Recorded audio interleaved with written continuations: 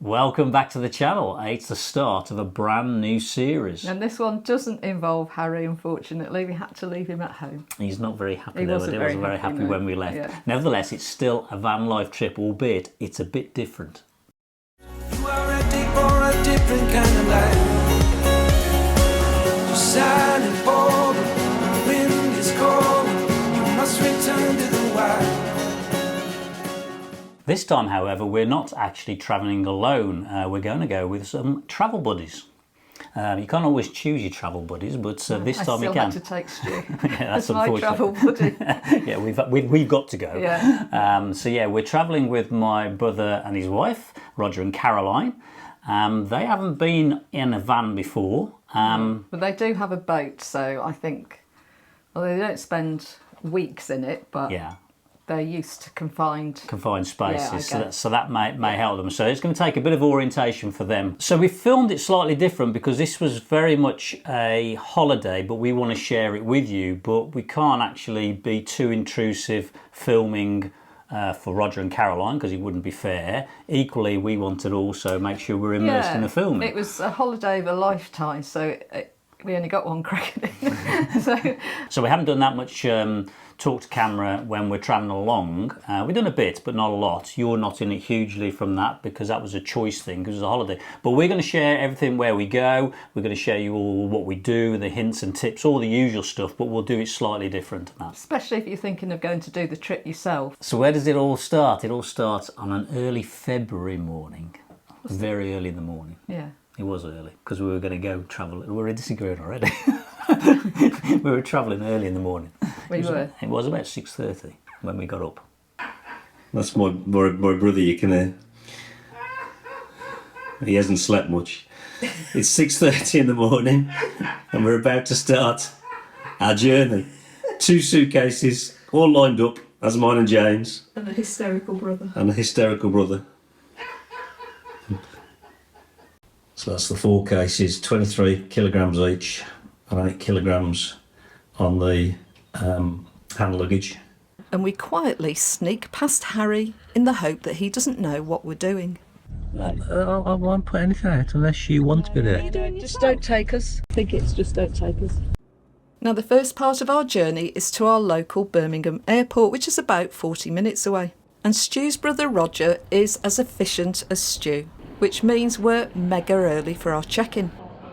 And the flight destination is somewhere on that board. So after we sort of get through all security, the usual stuff, we actually went to a lounge. It was Caroline's call, really, isn't it? Yeah, it's a really good call because there's no rules of time when you're in an You airport. lose all track. So you can eat and drink as much as you like. So there's food on tap, there's drinks on tap if you want it. It was sort of lunchtime by the time we got there, so we sort of had an early lunch. Yeah, I don't think... Did we have a drink? Yes. Just got to remember, it's all on video. Yeah, but you just lose all track of time in these places. There's no time rules when you're at an airport, is there? So the first leg, if you like, from once we get to Birmingham Airport, we're actually flying to Frankfurt. So maybe it's a van life trip around Germany. Not been there before. But would we have taken Harry? Good question. Yeah. And we're soon on the Lufthansa plane.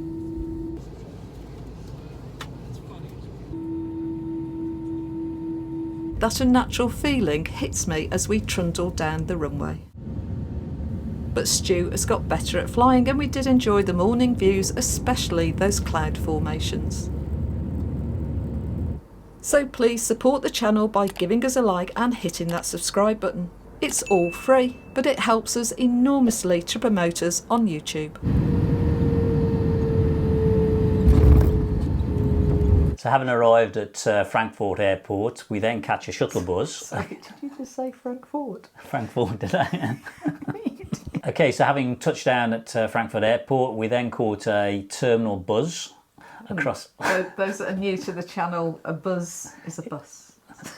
Sorry, and if you're I from, can't let it go every time he says it. if you're from the West Midlands, you'd have understood what I said. So anyway, we caught a terminal buzz across to the long haul terminal, which means we're actually not staying in Germany. So we're going on a long haul flight. And so we're going to be there for several hours on this one, a bit longer, because the flight wasn't until later in, I think, the evening, although I'm losing all track of time. So we seem to be going from, because you get on a plane, you eat, you get off the plane, you go and eat. We've done a lot of eating. You just seem to you go into this weird world of airports, don't you, and that. So we're going on a long haul flight. I think the longest flight I've ever been on is probably Toronto, maybe Denver as well. That would be the longest flight, but that wouldn't class those as too long haul. You've been on long haul because you lived in Australia. Yeah, I've done a lot of long haul flights. Yeah, I was dreading it myself because towards the end of living in Australia, I had a child.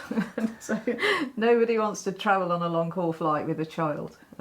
So yeah. Got me this time. Yeah, I got him this time. I'm sort of excited by it as well, really, because there's a lot bigger plane and all that I'd been on before. Wasn't it? That you've been on a big plane? You know, big plane. To get hopeful. I hate flying. I absolutely hate flying. So much so I have to take myself off into another level past fear. I have to take myself into the eye of the storm just to get through it. The stressful bit for me is not the flying, is actually getting into the airport and all the things you have to do logistically. Yeah, mine's when it takes off. Yeah, when it's in the air and when it lands. That doesn't bother me so much. No, that doesn't. not So. There's two idiots I found on the way. So we've landed at Frankfurt about probably 3.5 hours ago. We managed to get into a lounge, which was pretty good. It was sort of £20. Eat what you want and drink what you want, so that's pretty good. Nice and relaxing. We're just heading now to the gate for the second flight as we leave Frankfurt. And that's a 12-hour flight we've got now, so that's quite a big flight we're going to go on. Well, we are going to one of these locations. And we're soon on our plane and settling down. And Singapore is our next step. Unfortunately, it's a 12-hour flight, so the usual snack, meals and drinks are regularly given. And I even managed to get some sleep. Unfortunately, though, Stu, however, barely gets an hour.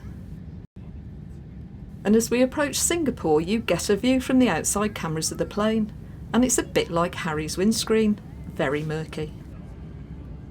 And also, I'm not too sure that I want to see the runway approaching me like this. But we're down.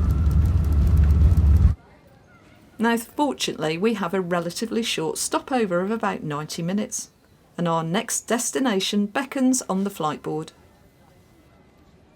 So I'm guessing you've probably guessed where we're going by now. We're actually going to New Zealand and we are super excited about that, that's for certain. So we're going for a van life trip and a couple of other things, experiences around that, which we'll explain to you. So I've never been before. I've been a couple of times, yeah, because being so close to Australia, that's sort of where you go, really. Roger's been before. It was always a place he wanted to go back to. He used to be in the Merchant Navy with P&O, so he used to, when he was going around the world, he used to stop off at New Zealand. We're going to catch an Air New Zealand flight now, so we're up to now we've been on Lufthansa, which has been okay, so it's interesting to see what that'll be like. The plan is we're going to go away for 6 weeks, and we're going to be picking up 2 motorhomes when we get into Auckland and travelling around New Zealand, plus some other locations which we'll explain in a bit to you. Because originally I think we were only go for 3 or 4 weeks, weren't we? We said, and then when you suddenly realise that, you realise actually go for a longer period. The first thing I said, if you're going over, go for as long as you can, because you're never going to go again. No. Maybe. And it's a long way, isn't it? And it's a long way, yeah. So I have to say the whole flight booking experience was horrendous. We booked the flights probably 12-18 months ago, the first set of flights. So if you're going to book your flights, do not book them through booking.com, okay? Just to reiterate, do not book them through booking.com. It was a nightmare. It was. I know they say booking.yes, it's a booking.not no for us. No for us. Found that some what we thought was the right flights at the right price. We booked them, and then it just went wrong. Roger and Caroline had a different experience to our booking. They were being cancelled, we were being postponed and moved. It was just horrendous, and despite many calls, we didn't get anywhere. In the end, we had to cancel the flights with them. Didn't get any compensation. Ended up costing us another £1,000 because we had to rebook the flights directly with the airline. So it was a bit of a harsh lesson for us. We got the flights finally by actually booking directly with the airlines, which is probably what we should have done. It did cost us more money though. So the plan is to 2 motorhomes. We decided, we could all fit in one, but you need your space. It's a bit too, they needed their space, we needed our space. We decided to convoy, but we didn't want big motorhomes. It's our first time that we've been in a motorhome. It is, yeah. So we were really interested to see how we got on in a motorhome, because that's one of the questions when you have a camper van. Could you do a motorhome? Yeah. And we found out the answer. Yeah, and also, do we feel as though we want to change it when we come back? So that'll be the other thing of how we get on. So that'll be an interesting thing. Harry out, motorhoming. Is Harry going to be even more upset? We're planning to do a mixture of freedom campsites. We'll probably end up doing more campsites than we would probably normally do. First of all, we don't know the country that well. You can freedom camp out there, but we're also travelling in sort of convoy service, which is always a bit more difficult to find sites, I think, when you want to get sites close to each other, when you're next to each other. And the bigger vehicles, And also I think Roger and Caroline will probably want the facilities more than what we would get away with. So we've got to be conscious of that. So it's a 6-week trip, but we've got 4 weeks in the motorhome. So we're going to pick up the motorhomes in Auckland. We're then going to travel on the east coast of North Island. And we're going to go all the way down to Wellington. We're then going to catch the ferry from Wellington across to Picton. And then this is all the plan. And then the Picton, we're going to go down the west side of the South Island. And then we're going to come back up on the other coast, pick up the ferry again, and go back onto the North Island, back to Auckland, where we'll then pick up a hire in a car, where we're going to have a week Airbnb up in Russell. So we're going to go all up to the north, which we won't have travelled in the motorhome, up to Russell. And then after a week we'll come back and we'll sail separate ways. So after 5 weeks, Roger and Caroline, they're going to travel back. They're going to have an extended break in Singapore. We're actually going to fly over to Melbourne for two reasons. One, for a city break, but also Jane's friends that used to know Alan and Vicky out in Perth. In Perth, yeah. I grew up with them. Yeah. They've moved to Melbourne, so if I'm going that far, I definitely got to see them as well. See them, and then we'll travel back the same way, back to Singapore, back to Frankfurt, back to Birmingham, and home. So 6 weeks later, so an all in one trip and that. Yep. And we're soon off. It's night time, and our bodies are starting to struggle with day or indeed night.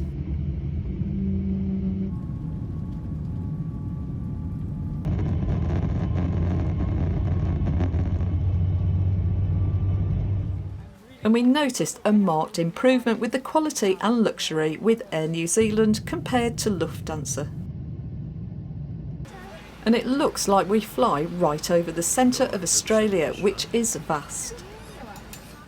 We still have another 5.5 hours to go, landing at 10:20 local time.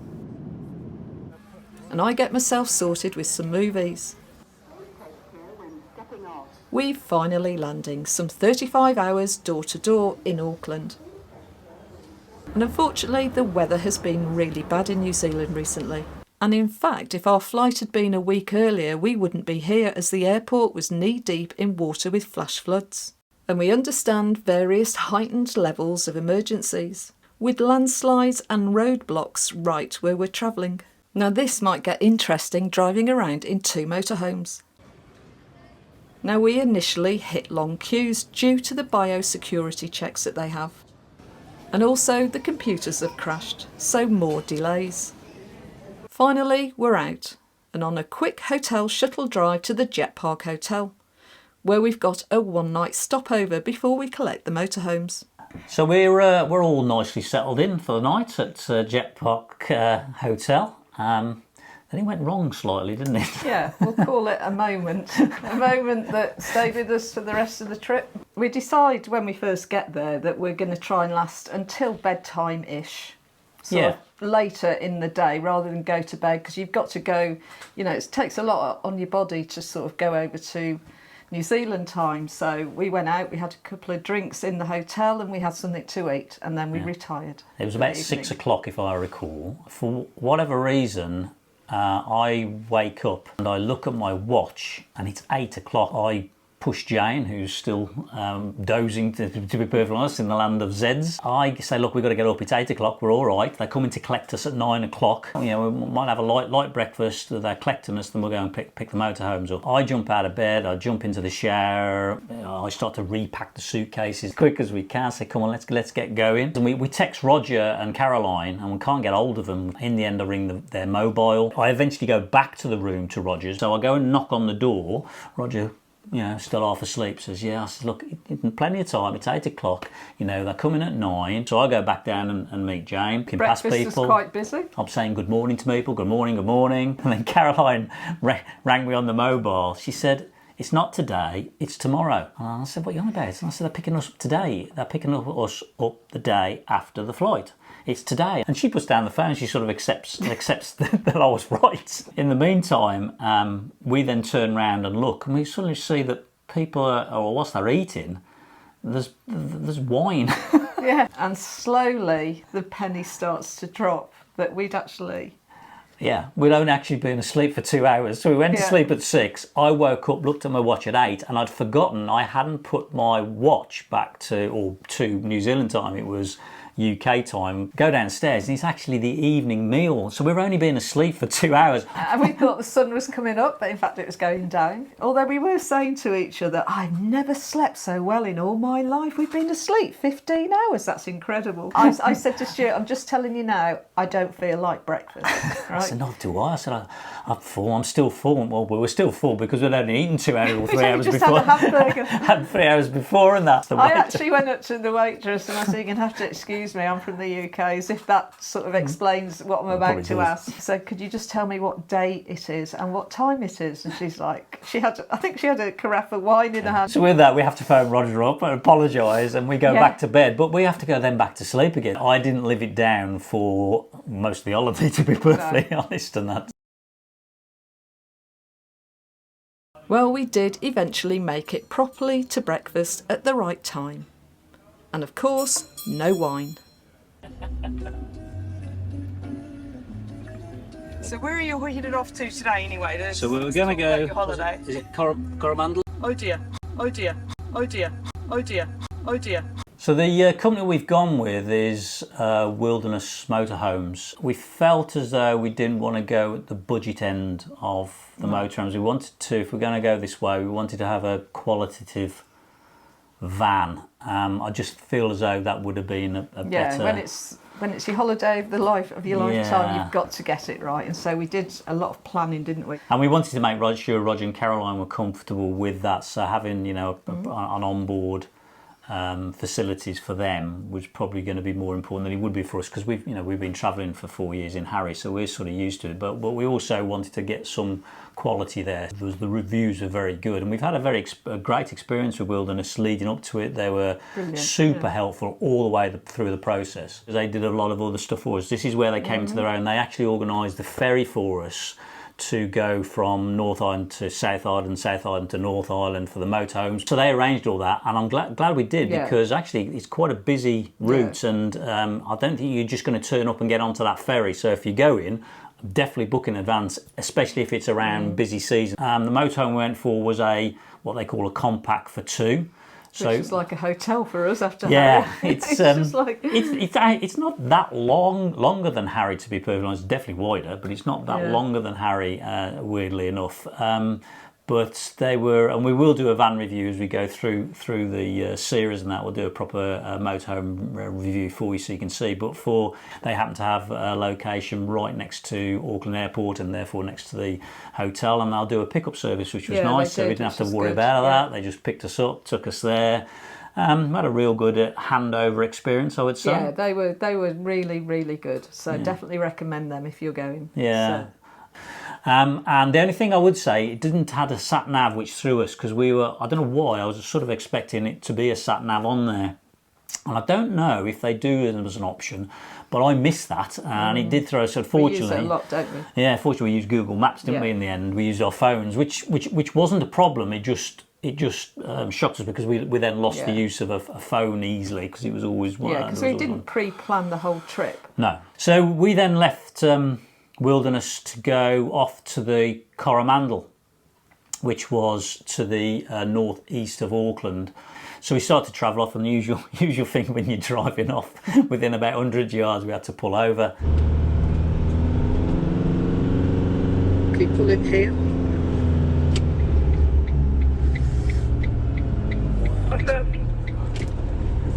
Can't get it in automatic. We can't get it in automatic. I think I'm all right, I won't know. Okay, we're just trying again. Yeah, that's it. That's working. We got it. I don't know what I did different. It's wobbly. It's in automatic. We're just pulling over. We need to shut something. Okay, we'll pull over as we can. Okay, we're back on now. Tell them I'll pull away as soon as I see Okie it. doke, we'll pull over when we see you. Pull out when we see you. Okay, we're coming up now. Okay.